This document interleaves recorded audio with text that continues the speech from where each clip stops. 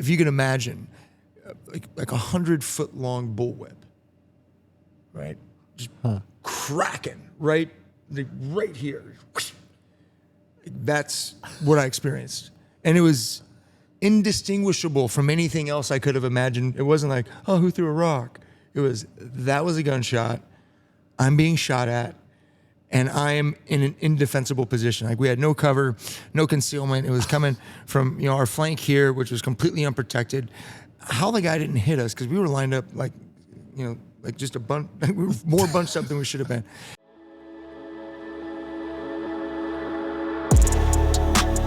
You're listening to the Life Edge Podcast, the place to learn, grow, and succeed.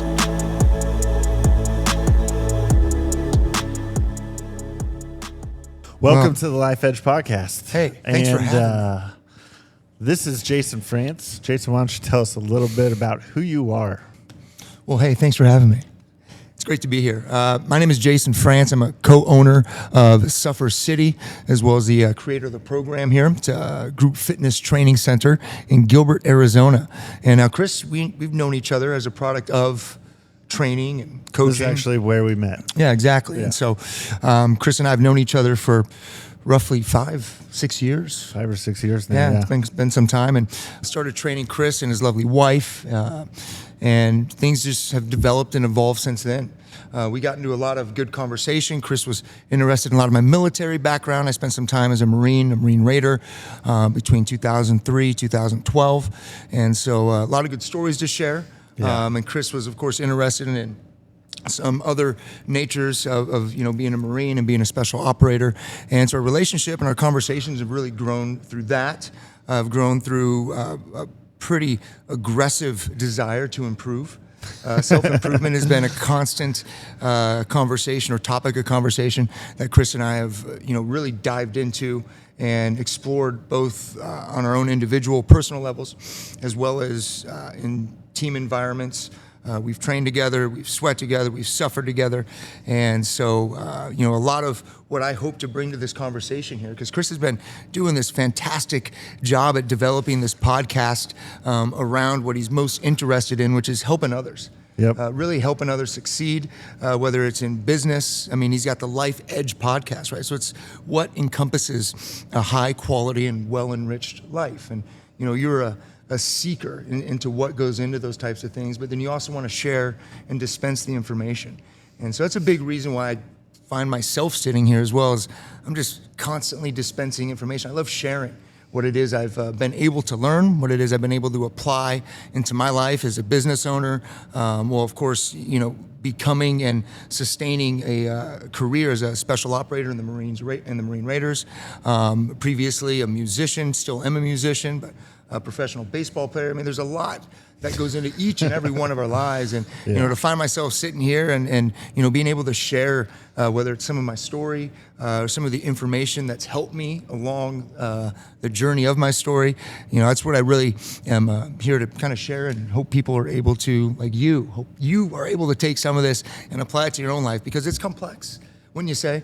To some extent, we've, as we appreciate and age and come to know ourselves a little bit more, there's this, how shall we say, things can become slippery at times. And so to help narrow the focus and make things a little stickier and have more traction, we need information. And so there's guys like you, and now I kind of find myself in front of a microphone here, and people like me to help people like you do what you do best. Yeah, and I'm really excited to have Jason, because he brings a very different perspective to life. His life experiences are much different than most people, and he's seen some of the underworkings of how things work in life, and we don't always agree on everything, and that's what I enjoy about Jason, is that we can have actual conversations, and I think that's what draws people to some of our conversations, is we're willing to say, no, I disagree with that. And then at the end of the day, we can still go train and do cool things. Sure, together. yeah. And I think a lot of people are missing that. And I'm really excited too. So Jason asked me at the beginning of the year, hey, let's do a podcast. And I had already been thinking on this idea of expanding what it is we offer at the Life Edge, and bringing on a new segment where we can expand about talking about some more other other real life topics, because there's a lot going on outside of the self-development and everything that we offer. And I wanted to bring you in as a co-host. And so I'm excited to announce the new segment that we're starting, which you get to co-host, and we get to have some deeper conversations. We may bring some other guests on as well and expand the audience to expand that perspective.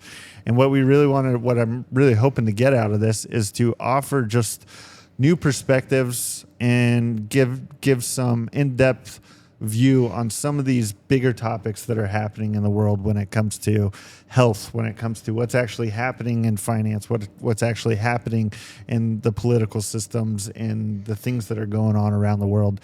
And I'm really excited to start that conversation with you and see where this journey goes. So that all being said, I would love to start out with something that you are an expert in, which is health and fitness. Yeah, of course.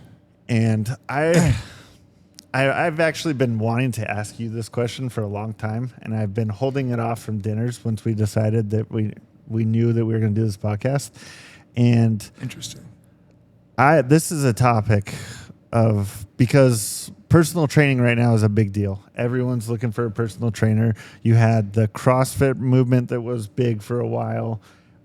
You've had all these other different fads that have come, P90X, all this different stuff.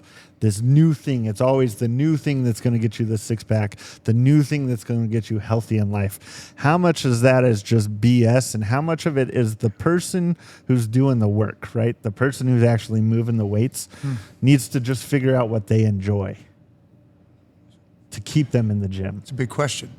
Well, we could start with what you ended off with in the introduction with regard to how many variables are at play in impacting ultimately the experience of what it's like to be you or what it's like to be me or anybody out there listening to this podcast, because that's ultimately what we care about more than the stock market, more than what's happening in Ukraine or Afghanistan or what's happening in our political system.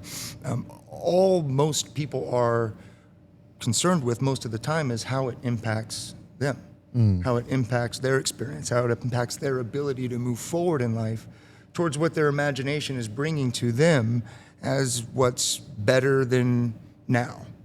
Right? You can kind of think about, okay, how would I like things to be? We've all got motivations. That's what moves us forward. It's what got you up in the morning is I'm trying to push myself forward in life. Yeah. Right? And so how does all of that impact me? How does it impact you? And a great start point for that is health and fitness. And that's one thing that we can't really control the stock market. You can't control what's going on in our political system. You can't control in any way, shape, or form what's happening on the other side of the world in multinational conflict. Yeah. What you have control over each and every day is yourself, your self-control, your actions, how you behave in the world. Now, this is a challenge because a lot of us are so far away from how we ideally imagine ourselves being in the world. And that's no matter where the start point is for anybody. If you're conscious and you have the ability to see the world in front of you, you're constantly looking at how it could be better and how, obviously, it could be better for you. And the one true way that we've known, no matter what, no matter how successful people get, no matter how beautiful of a relationship people find themselves, no matter how great their job is, no matter where they live in the world, there's this striving towards a better version of the self. And so when you ask about fitness and what exactly is it that can get people doing it, do they need to enjoy it? Do they need to there needs to be an appreciation of self first. I think if people are exercising, and exercise is also complex in terms of what's going to serve people's ultimate outcome. And you have to think as well, like, okay, fitness used to not be a thing people did. Fitness was just a thing people were. We used to have to move so much more centuries ago, millennia ago. It wasn't an option to be fit. Yeah. It was fitness is your ability to go out into the world and reproduce, replicate yourself, right? So you had to be surviving. And if you weren't fit, you weren't surviving. And we've sort of moved ourselves into this world where it no longer serves one as much to be fit in that way, in terms of exercising physical strengths. It's not as applicable in the world today. Now, is And that just because of the technology that's come around, the way things have changed, the way things have grown, or is that?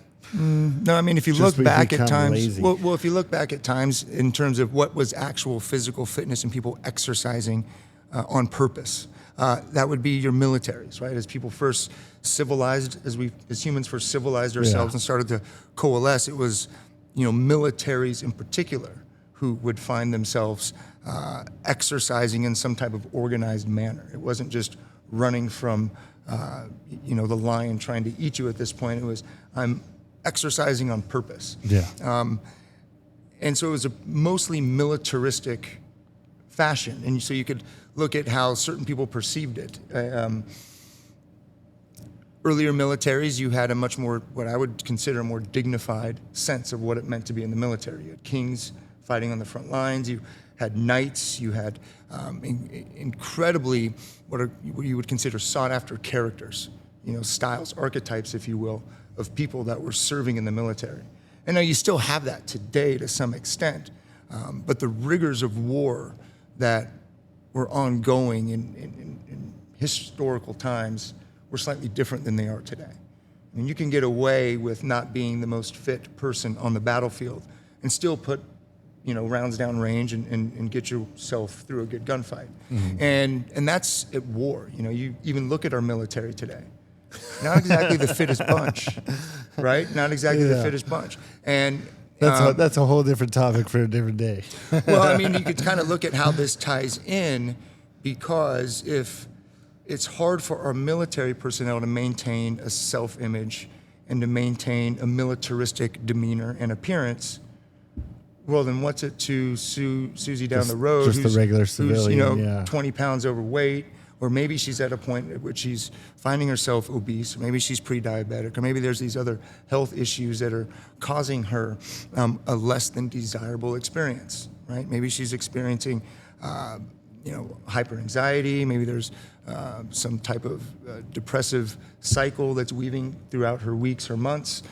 Maybe she starts to think, it could be a thyroid issue. Let me go check there. And of course, doctor's going to be happy to serve somebody with a thyroid issue.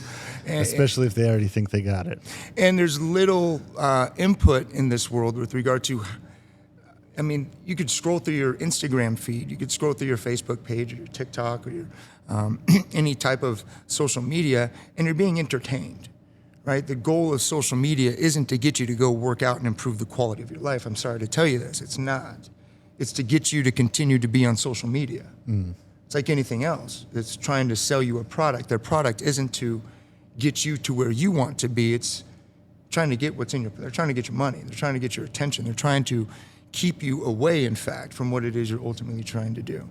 And so trying to find something that's going to keep you in the process of just constantly improving yourself, your idea of self, and thereby improving the quality of your experience, has little to do with what you like and enjoy, unfortunately. It's going to do with what works. If you could find, because it's a mindset thing, and if you're constantly seeking out that which you enjoy doing, and you want to equate enjoyment with your process, it's hard to equate both enjoyment with your process and your outcomes. Do you not enjoy working out and training? No, God, no. I don't. I mean, there's absolutely... There's not because you're allergic to working out. I'm not saying that. I'm not just saying that to be, I don't know what that would be exactly, the term of how I would be being if I'm just like saying it to say it. I'm not just saying that to say it.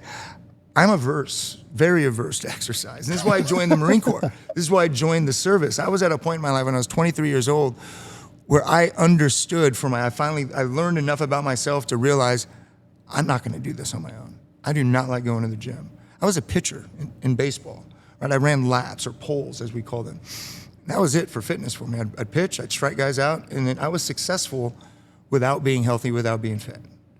And you can get away with that when you're 17, 18, 19. You can get away with that for a while in certain realms, dependent upon what you're defining success as. Yeah.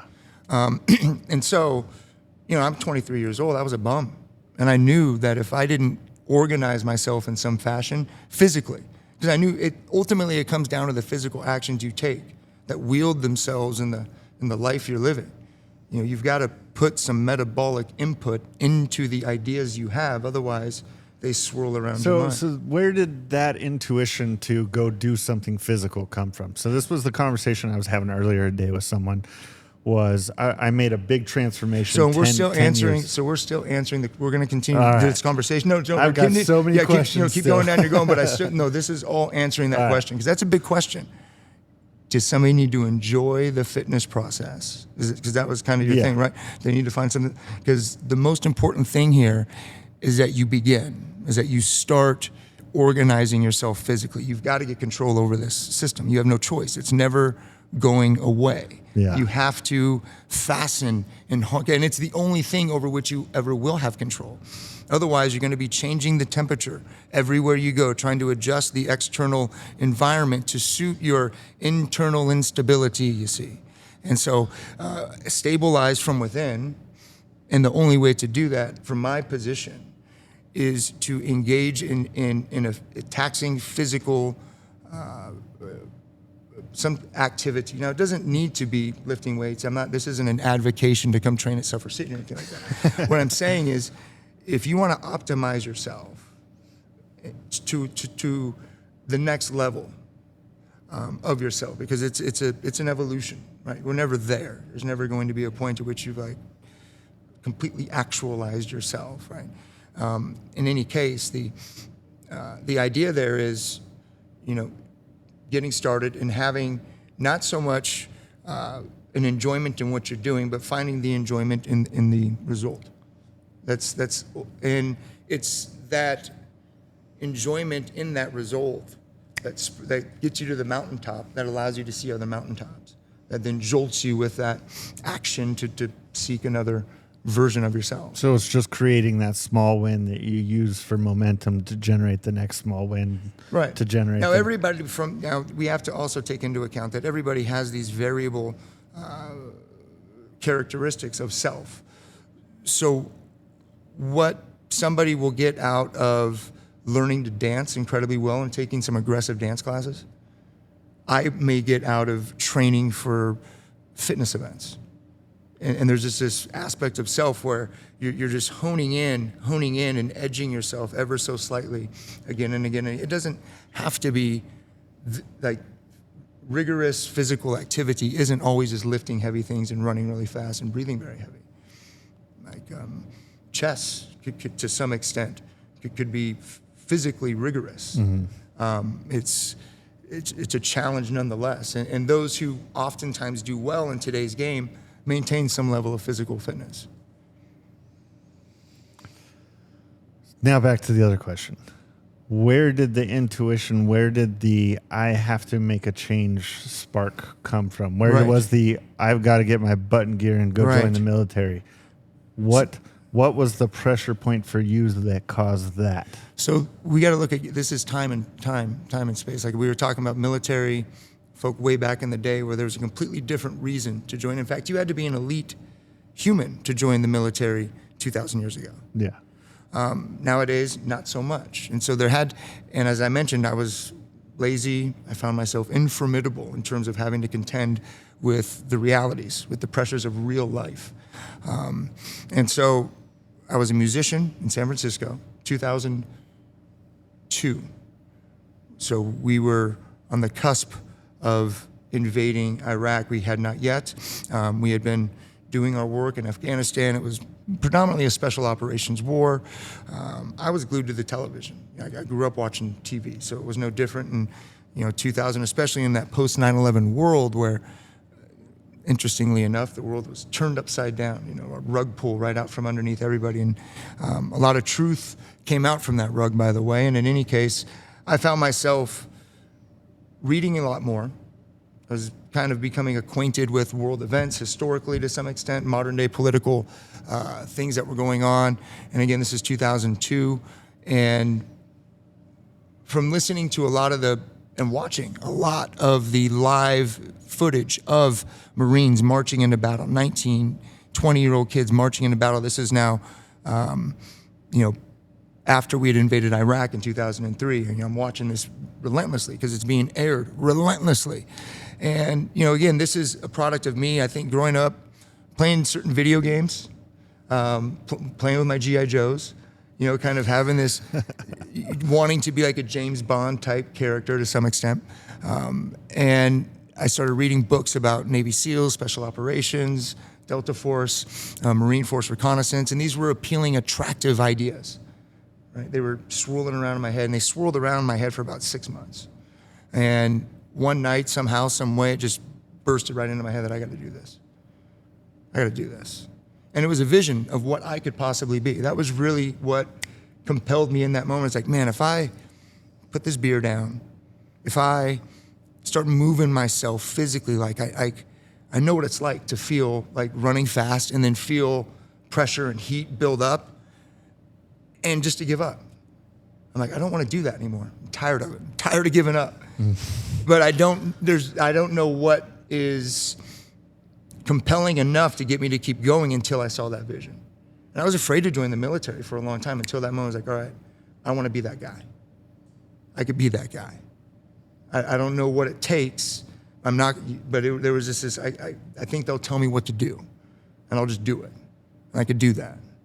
And so the next day I walked into the recruiting station, and I wanted to be a Navy SEAL. It seemed cool. I was like, man, that'd be so cool, Navy SEAL. I read all these Dick Marcinko books about SEAL Team 6. I'd read other books as well that were compelling arguments for why not to join BUD/S or not to join the Navy, or why to join the Marines. And in all the videos I was watching, all the live action I was watching at the time on Fox News, on CNN in the 2003 timeframe, most of the battles that I was watching were Marines. I was like, I just want to be there. And it seems like the fastest way to get there is to become a Marine.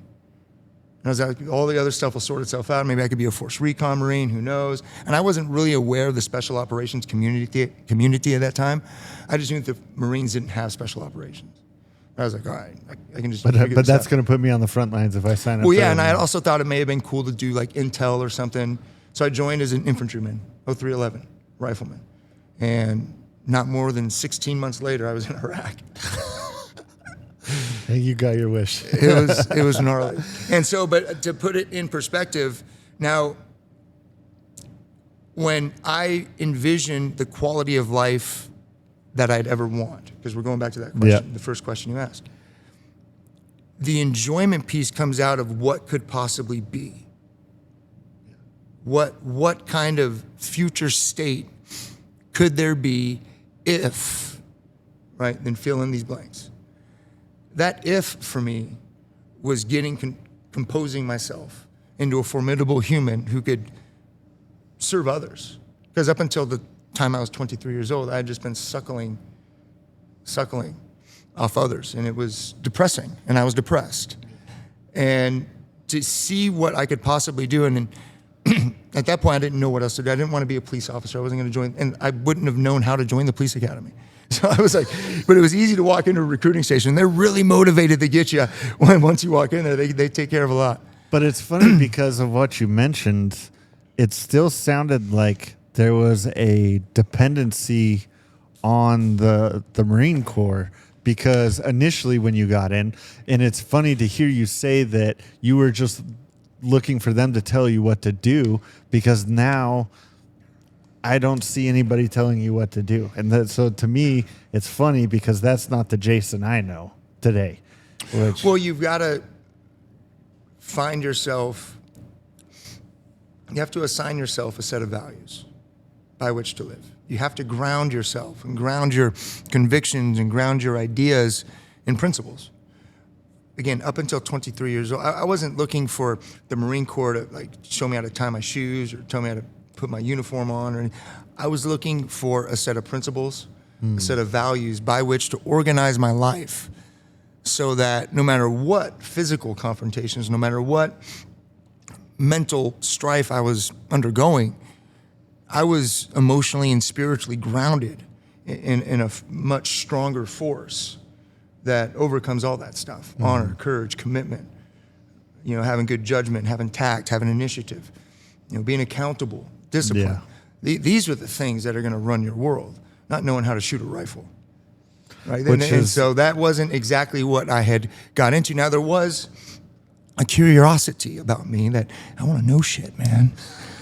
Man, I bet if I became a special operator, I'd know some shit.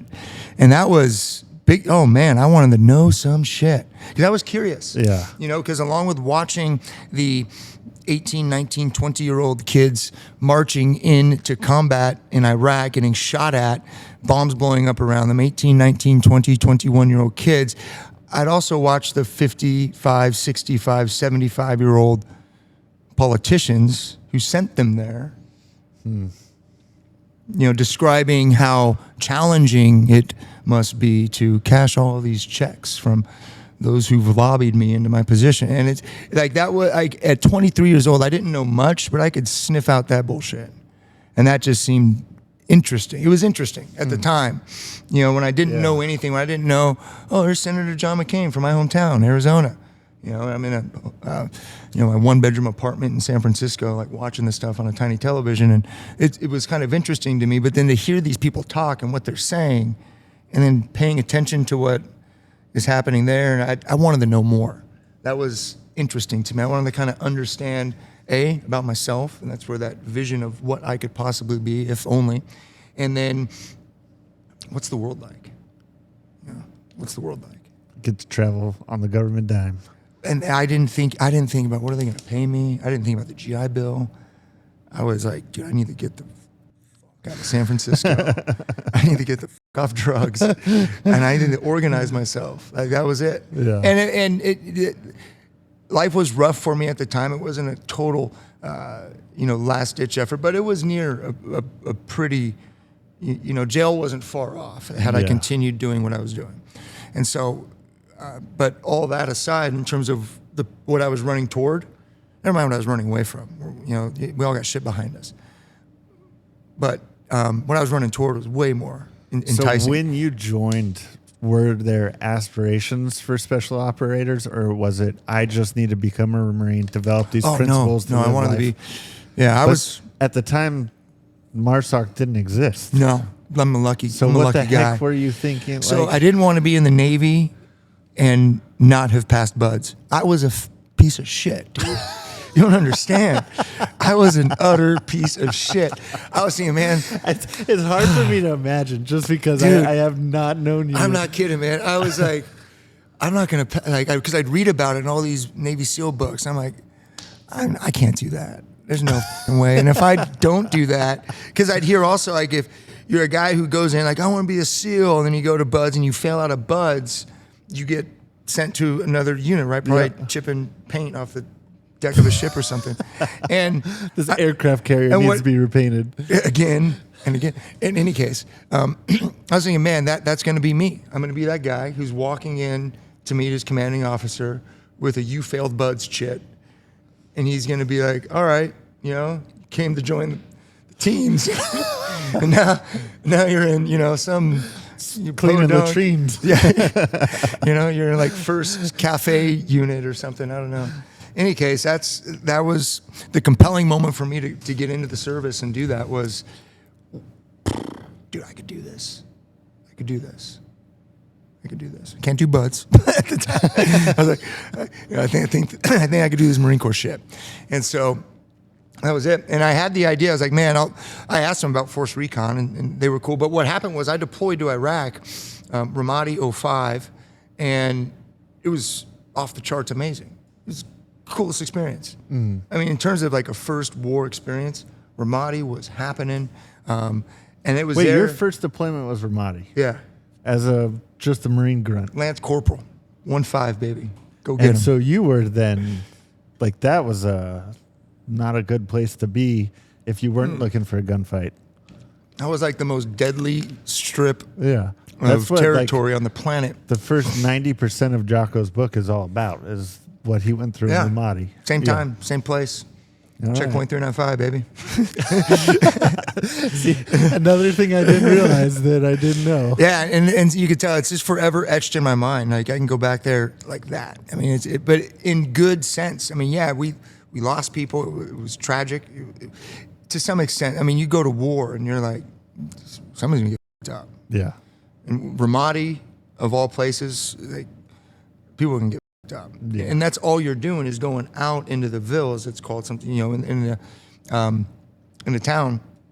You're just getting shot at or blown up and then responding. And so it's just a constant and continuous battle. And that was really where, just the mission orientation mindset really became useful for me. Huge. You explain it like it was this enjoyable thing. Was that because you were comparing it to the crap you were dealing with back home prior to joining the Marines? You can't, no, comparative to nothing. It was, I can't imagine everybody had this experience. All right, so this is probably not your everyday garden variety war experience or even military experience. In any case, there was something fascinating about putting all that training that I had done leading into the deployment to work to some extent. Like I had gone through boot camp and you're given your rifle immediately and you're holding that thing for a long time and you're shooting it for a long time. All the running in the desert, all the hikes, all the training and conditioning and the imagining, when we drill and do shooting drills or you do any type of a live fire exercise or what they call it, mount training. I forget exactly what that stood for, but we would do all this realistic training and to finally be in the place where you get to apply it. The best way that I could describe it, and I've described it this way before, it's you train and train and train for the Super Bowl, but then imagine never playing for the Super Bowl. Yeah. And not even the Super Bowl. Like you don't really ever play a game. You're just practicing. Without deployment, without that warlike experience, like where do I put this stuff to test? And something about my character, I suppose, like really found that interesting. Like here I am, and these are real bullets, and those are real Iraqis, and those.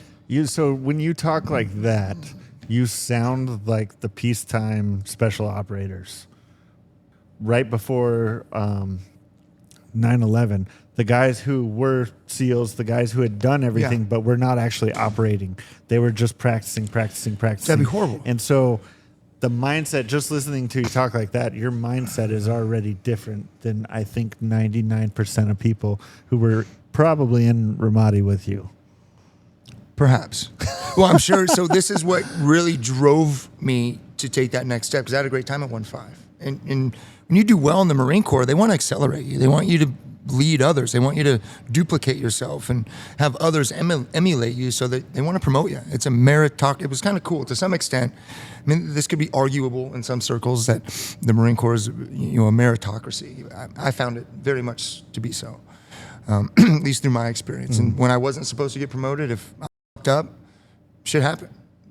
And if I was able to shine at the right time and impress the right people and actually continue to do my work and, be liked by your peers, you move up. And that's the way life ought to be. Yeah. But yeah, I suppose Ramadi, Iraq, for me, really became the most because I was such a sophomore in mind. There were some things that had really, the possibility of playing professional baseball, being drafted, that was a cool experience. I was like, whoa, it's a lot to take in. There were other experiences along the way that were pretty intense, but not that intense. And so seeing what I had to do I found a rhythm. That was cool because you're on this very prescribed rhythm, especially in the grunts. The Marine Corps, grunt life, the conventional Marine Corps is very rhythmic and they want you working. We worked by these 4-hour sets. It seemed like everything we did for 210 consecutive days was 4-hour sets. And so I liked that structure. It gave me, no matter what I was doing, I was like, all right, I knew where I was going to be able to take time to eat. I knew when I was going to be able to take time to train. I knew when I was going to take time to shower. I knew when I was going to be able to take time to just chill out, maybe watch, Ron Burgundy. Like there was, things came out. There wasn't a lot of that time, Yeah. But so I came to value that time. Like, this is all in a 210-day period of my life in Ramadi. You know, all this was going on while patrols, which was so fun, right? Because it was amazing. Because again, Ramadi's a hot spot. There's a lot of things going on, and I wasn't in the Marine Corps. Like you heard me say, like I went in there, I was like, hey, I want to be what's the quickest one-way ticket, you know?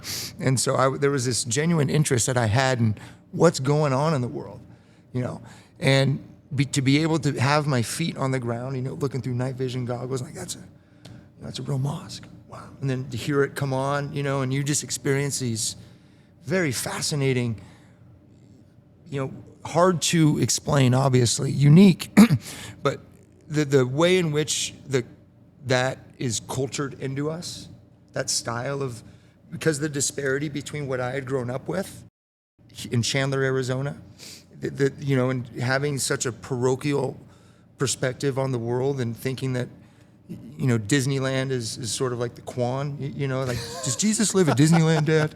Right? Like, there's something going on over there. Like that was sort of where my imagination, you know, limits were kind of at, and, you know, and everything else in between that was not as good as Disneyland. Yeah. There's Disneyland, and then there's not as good as Disneyland.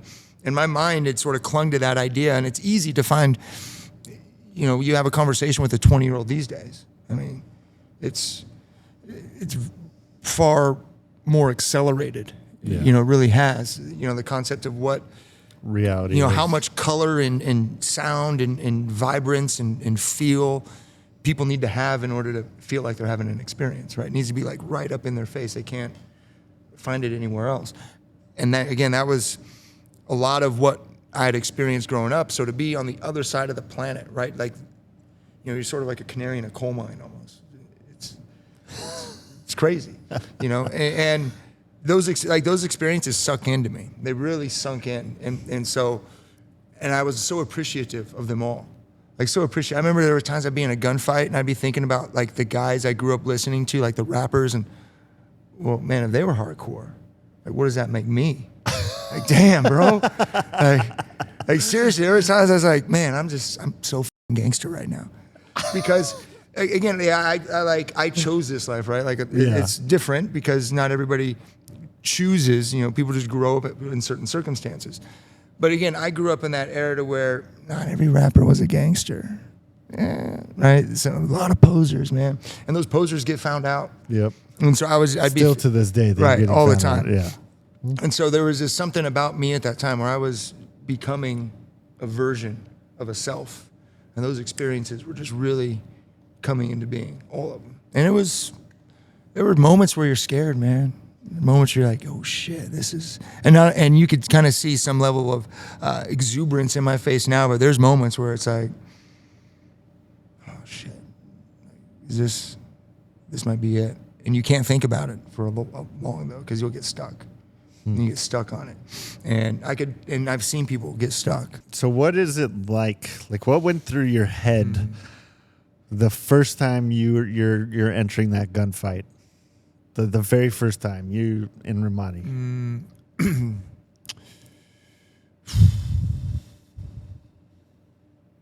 Well, I didn't enter the gunfight.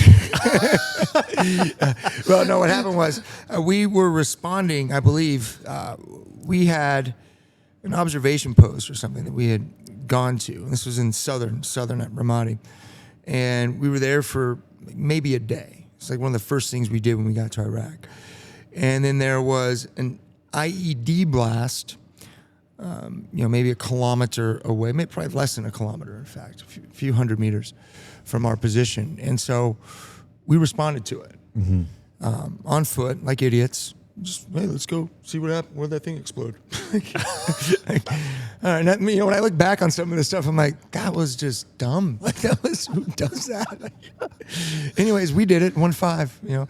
Anyway, so there we are. We got, you know, a strip of dudes in a platoon. We kind of like went down off one of these larger main roads, surface streets, down a corridor which had some housing. And it wasn't more than, you know, 30 seconds after, you know, we're walking down this. It almost looks like an alley, but it's a street in Iraq, and it's got houses on the side. And what I heard, what I experienced was, if you can imagine, like 100-foot long bullwhip, right?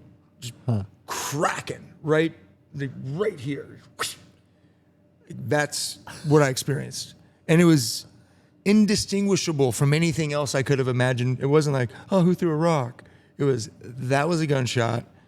I'm being shot at, and I am in an indefensible position. Like, we had no cover, no concealment. It was coming from, our flank here, which was completely unprotected. How the guy didn't hit us, because we were lined up like just a bunch, we were more bunched up than we should have been. Anyhow, we all dart around this fence and start shooting back. Where exactly, not certain, but we got to shoot back. So we just started shooting in the direction of fire, and we kind of pinned it into this one house. And even in that moment, like, I'd been shooting back, I'd shot back, probably put a new mag in. I was still thinking about that sound. Like, that was intense. Like, I remember thinking, that was nuts. And yeah, so that was like it. That was the first thing that happened. What ended up happening, short story, we shoot at this house for, God knows, 15, 20 minutes. That's a long time. Jeez. It's, you're shooting, is anything coming back? And we probably got a couple shots that came back to us. Not a lot. It wasn't like all out gunfight. It was probably one guy shooting at us, in between lunch and dinner. And he's probably like, I'm going to go shoot at the Americans. we probably got a lot of that. Like, people just taking pop shots at us. Like, hey, I got my gun right here. There's Americans right there. Let's shoot them. And whether or not that is exactly what was happening, I'm not certain. But we had a little bit of volley of fire, and we went across the street to the house from which we thought we were being shot at. And we saw, I think there were some gun shells in there. I can't recall, because what I do recall is one of the grenades we shot in there didn't go off. And so we walk into a room and it's like, live grenade. So we had to dispose of that, which kind of like turned our attention a little bit. Like, people were still looking around for stuff, but I was part of like the live grenade patrol, the live grenade team. So we had to take it out, threw it in a pool. They actually had a pool in the back. Wait, somebody had to grab it? Yeah. All right. Yeah, I don't know exactly the context that went into the decision, like somebody had to grab it, right? Anyway, that's exactly what happened. And so, yeah, it was really, and once, every gunshot after that has probably been just as loud, just as aggressive, that's been near my head. But that one's the loudest. That one was the most memorable, no question. It's a sound that you want to forget, but you just can't. And so there you go. That was my first interaction with gunfire. Wow. So we could, I guarantee we could talk about war stories for the next 12 hours and probably not. Well, I mean, yeah, if they're interesting enough. But let's get into, let's just kind of fast forward. You're in special operations. Let's get the faster story of how you went special operations, right, and then how we ended up here today. Good question. So on that deployment, in fact, we did an op with some Navy SEALs. And then in that moment, just interacting with these guys, doing a short little mission with them. Was it Jocko? I don't know. It may, well, we're not going to get in the names or anything at this point, but chances are. In any case, not Jocko, definitely not. In any case, because you remember that guy, no question. But it was just this interaction with these guys that kind of re-inflamed this desire to be a part of a higher level of unit and to operate at a higher level. And so this was probably towards the end of our deployment in Ramadi, and I was like, man, I want to do this. Like, when I get back, like, this is what I'm going to do. And so when we got back from that deployment, first thing I did was tell my first sergeant, like, hey, or told my platoon sergeant, he told first sergeant, hey, he wants to go do the recon thing, do the NDOC. And so they're like, yeah, go ahead. And so I did that. Luckily enough, I thought I was doing a recon NDOC. I ended up doing the first force reconnaissance NDOC. Show up, I pass with the skin of my teeth, go through the training. I get through what was then called BRC at Coronado, the Naval Amphib Base in Coronado. It's about a 3-month training protocol. Again, at the time, they've changed the basic reconnaissance course since then. So anyways, I get through that. And when I get back to First Force Reconnaissance, within, I think, a month or two, we drop the First Force Reconnaissance flag. We stand up Marine Corps Special Operations. So within 24 hours, it seemed like. I went to work. I left work on Tuesday at Force Reconnaissance, came to work on Wednesday at Special Operations. All right. And so then we had the ceremony. It was sort of a cool honor. I mean, no question. I mean, right place, right time. You know, I'm just being promoted to corporal as this is happening and just getting out of BRC. I'm so fresh. Like, I'm fresher than fresh. And I'm getting, you know, these special operations honors, which was interesting. In any case, there I am. Yeah. You know, so it's my job now to stay there. And so, you know, fast forward probably 3 years down the road, I'd done a deployment, did some work, and then I come back and we had begun really focusing on fitness, health, wellness, the holistic experience of what it's like to be an operator at 1st Marine Special Operations Battalion. And so there were some players in that game, one of which was the Athletes Performance Institute. And so my unit, in cooperation with other special operations unit, teamed up with the Athletes Performance Institute at the time. They're now known as EXOS. And who are some big names they've worked with? The German national World Cup winning soccer team. All right. The LA Lakers. They do the NFL Combine, at least as long as I can remember. It may have changed. It probably has. But they did the Combine at the EXOS, or Athletes Performance Institute. All right. And then at EXOS Training Center, that's where the Combine would be held. So they understand fitness and health and little bit. wellness. Yeah. Yeah, they're all about optimizing human performance. All right. And they've got locations probably still in Pensacola, LA. They've got some locations here as well. They've got one up in Cave Creek still, I think. But they're pinnacle when it comes to human performance, and especially team organized sport, and the specificity of these sports, because they train people down to the millisecond. You know, that's the margins by which them and other players in that game sort of, work at. So our unit sent, I think, 5 or 6 guys. Other units from Joint Special Operations Command, your Delta Force, your SEAL Team 6. You had some Air Force AFSOC guys in there. And it was sort of a test subject for Athletes Performance Institute at the time. They were developing what is now called their Combat Athlete Program. This was 2006, and so I was a lucky fella. And I had expressed a liking towards fitness because, again, during this whole time, I'm on a personal human optimization journey myself, right? So everything that I'm doing, I'm serving the country, I'm deploying, I'm doing things, I'm sucking wind, I'm climbing mountains, but I'm building myself. Like, in my mind, I'm like, okay, this is all going towards the construction of what it's going to be like to be Jason. And so when I'm there, I mean, that goes into why I was kind of selected to be one of those guys. I love fitness. I'm just sort of showing this constant You already attention. had a bent towards that direction. Right, Yeah. right. And so go out there, and then over the course of those couple weeks, I was just blown away. And just really blown away how dumb I was. At least at how much I thought I knew a little bit about fitness. I'm kind of the fit guy to some extent at the unit, and I come out here and I'm doing it all wrong. So now you've gone to this program from Special Operations. At the time, how good was the Special Operations fitness program compared to now? So, because there's so much complexities, right? When we look at fitness as on the battlefield, is ultimately what you're training for, and everything was about battlefield optimization. You've got to be able to put shots on target. You've got to be able to provide medical care. You've got to be able to call in for air support. I mean, and these are all technical skills. And that's just the very, very, very short list of a very, very, very long list. And each of these require a dramatic amount of proficiency. And so there's a level of fitness you need to have, right? And most of it is mindset development. So train hard. Right? Like, you're training, it's hard, and that's all you can expect. It's like, what are we doing? It's going to be hard. Just expect it. Right? You're going to carry heavy shit. It's going to be for a long time, and you're going to be going faster than you probably want to go. And that's just bottom line. And it's going to be ongoing, and most of the time the finish line was uncertain. And to be fair, I mean, a lot of your physical fitness at that point is sort of left to your own devices. And then depending upon who your senior chief is, or who your platoon sergeant is, or within whatever unit you're at, whatever your senior, generally you're an enlisted guy unless you got an ass kicker officer, they would be pressure checking you. Hey, show up, we're gonna do a swim, we're gonna do this workout, show up at this place at this time, and geez, I weren't ready. The remedial training.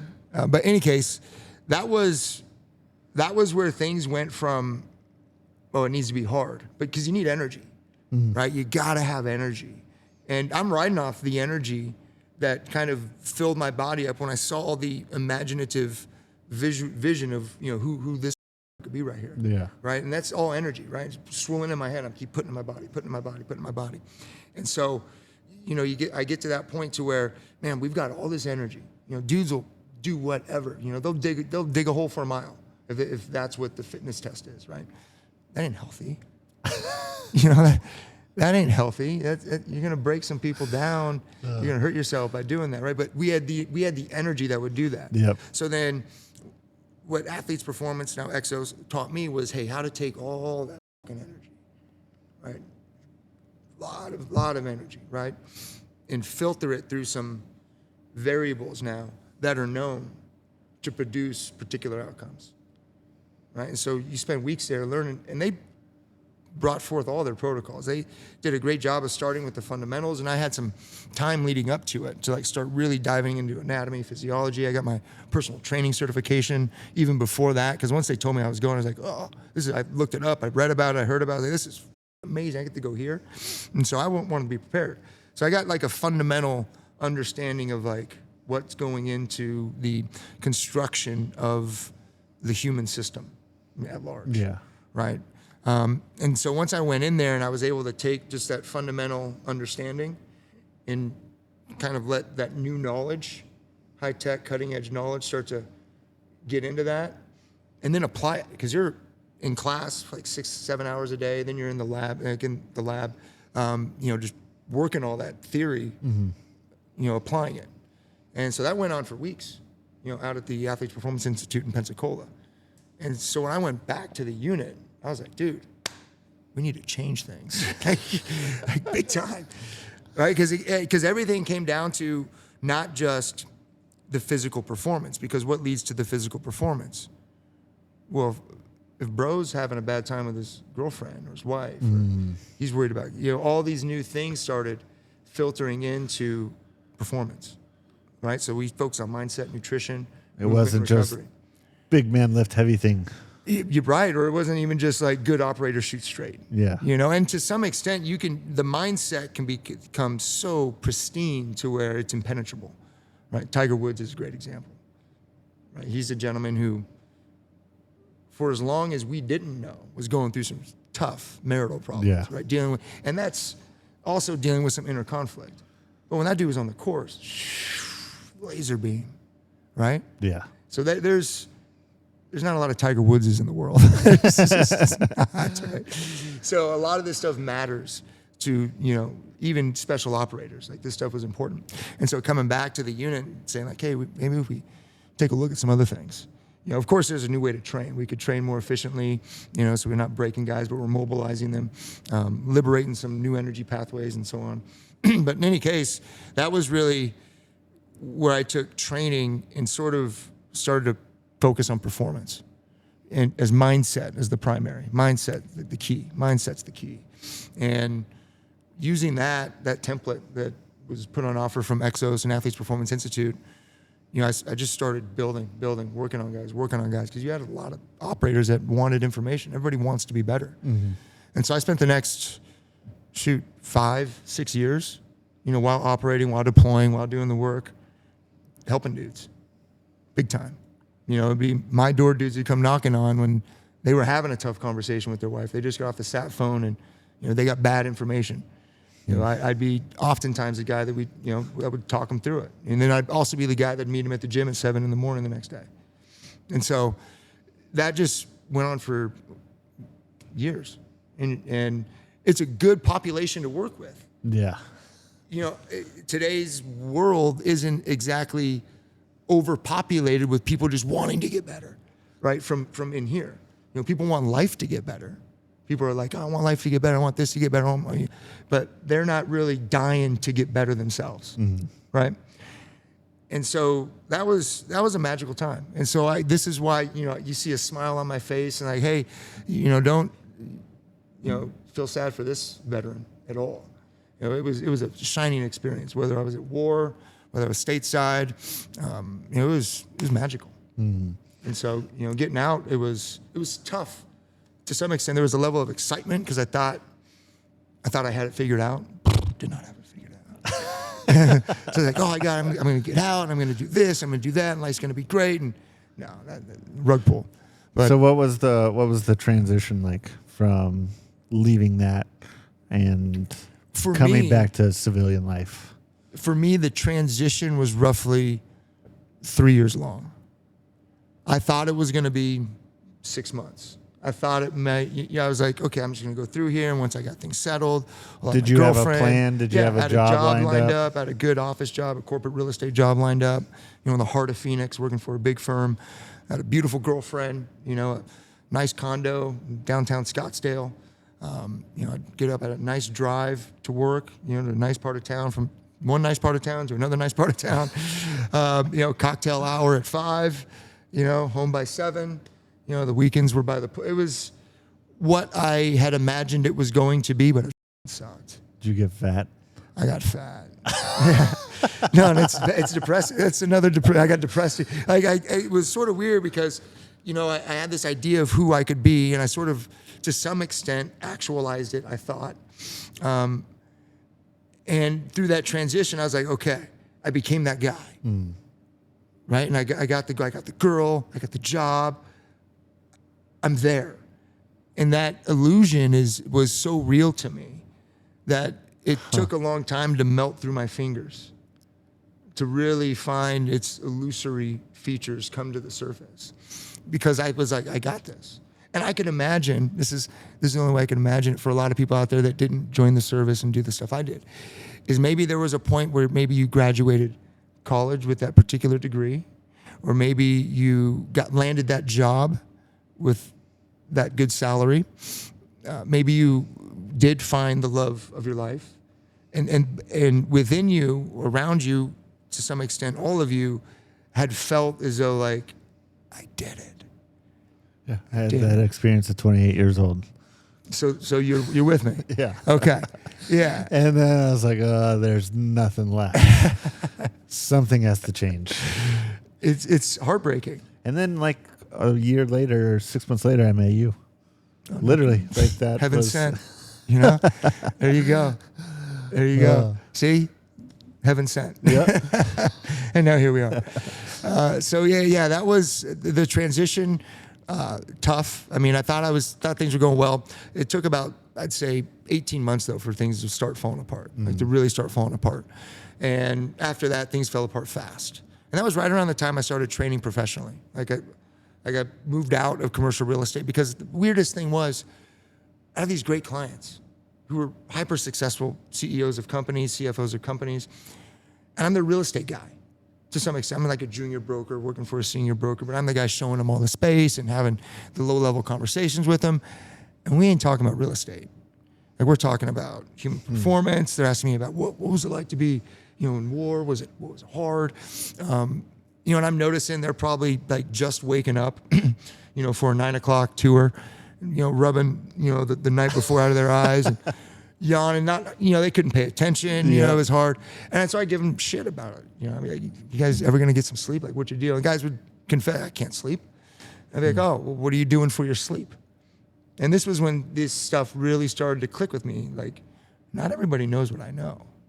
They'd be like, what do you mean what I do for sleep? I go to sleep, I go to bed. Like, well, clearly not. you ain't getting no sleep, man. They're like, well, yeah, nobody gets sleep, right? And this is where I jump back. Not everybody's a special operator. Yeah. Not everybody just is like proactively working towards that best version of themselves. Even CEOs of companies, CFOs of companies, the entrepreneurs, the guys that are really freaking doing it. Like, we had some pretty big clients here in town.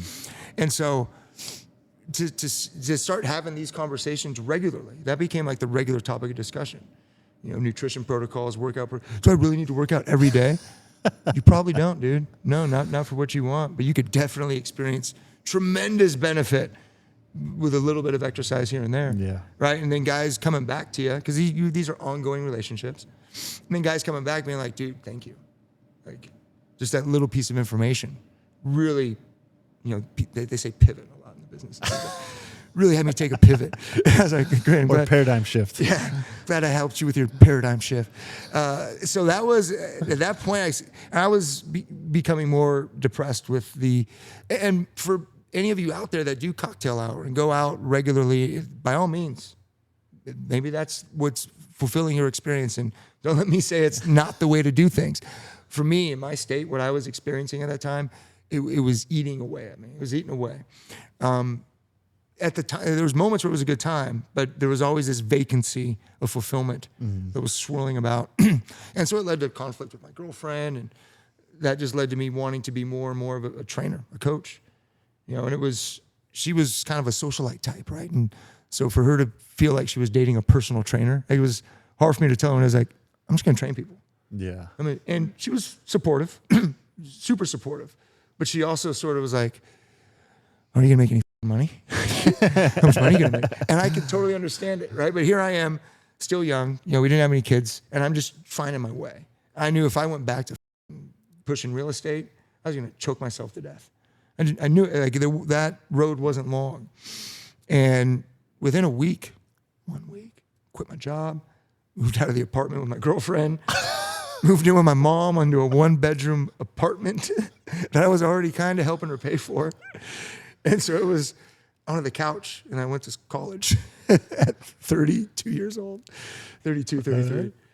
Yeah, it was great. So this like random, not random, it's a thought out, but when you take action, there's an action that is taken. It's well, I think, one thing that had stuck with me, as I said, I kind of felt like, because when I had made that move, like I said, I got fat, dude. Like I was over drinking, overeating, wasn't getting good sleep. I was just trying to rush from here to there. I was trying to keep up with this idea of myself that didn't exist. Like I wanted to be. Did you feel like you were just trying to fit into the normal that you believed normal was at the time? So you would have to fall back on this probably another time, but I do realize that there were aspects of my father's life. He was in real estate. Mm-hmm. He sold homes.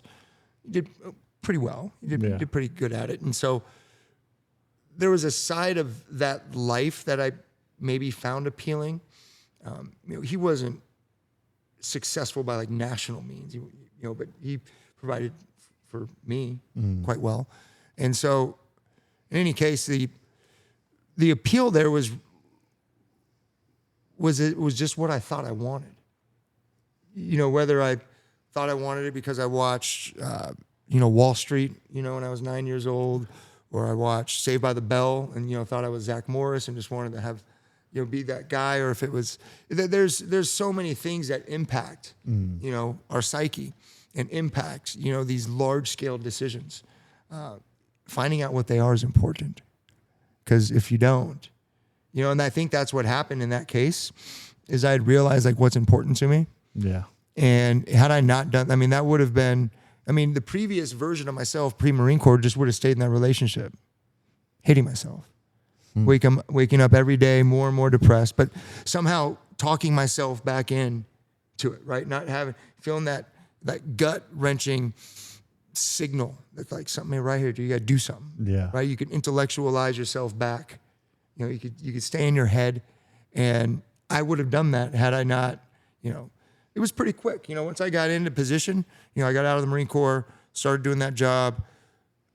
There was 4 to 6 months where things were tumultuous, and I was like, okay, I know where this is going. Mm-hmm. I got to get out.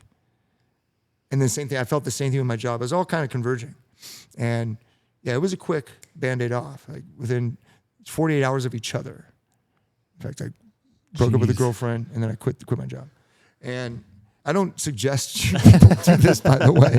This is, again, I don't necessarily suggest people join the Marine Corps. I don't suggest people try to become a musician, which is what I tried to do. I don't suggest you try to become a professional baseball player. Now, I nearly succeeded at a lot of these things.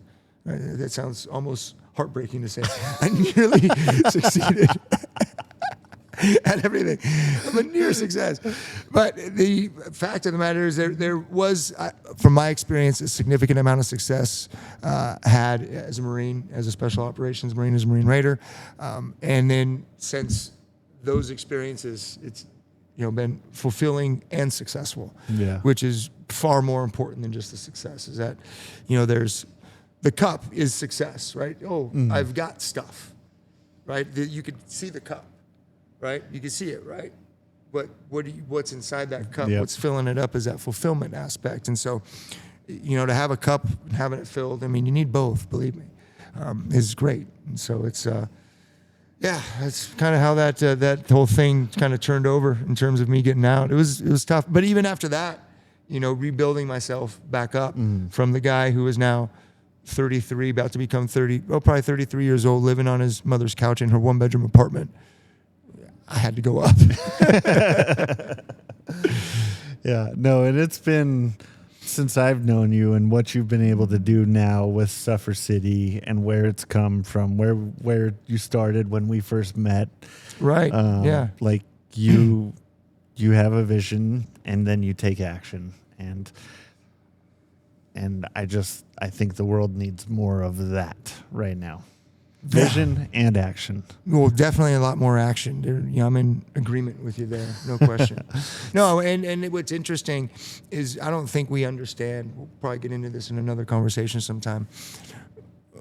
But the large-scale impacts from an ecological level, an economic level, a social level, the experience of what it's like to interact with one another. The aggregate improvement across all those dimensions.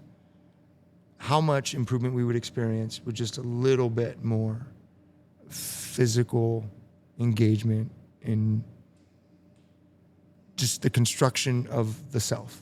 If people took more action in that. So much is going on in the ether these days.